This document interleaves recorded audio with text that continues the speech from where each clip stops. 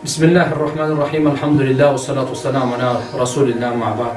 Урматтуу мусулман бир туган, эртеге баарыбыз Алланын алдында кыямат күнү барабыз. Ошондо ар бирибизге бир соопко зар болобуз. Бир соопту бизди төрөгөн, чоңойткон апабызга бере албайбыз. Эң жакшы көргөн балабызга, аялыбызга, атабызга бере албайбыз. Бирок билесизби, ошол бир соопту сиз кимге бул дүйнөдө жала жапкан болсоңуз, ошого бересиз.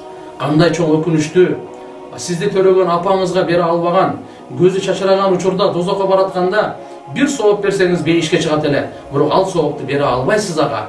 Ал күнү кимге сиз жала жапсаңыз, кимди ушактасаңыз, кимге зулумду кылсаңыз, кимди сөксөңүз, тилдесеңиз, ошого берет экенсиз. Ошон үчүн кыямат күндүн аты Яумул Хасра, өкүнүчтүн күнү дейт.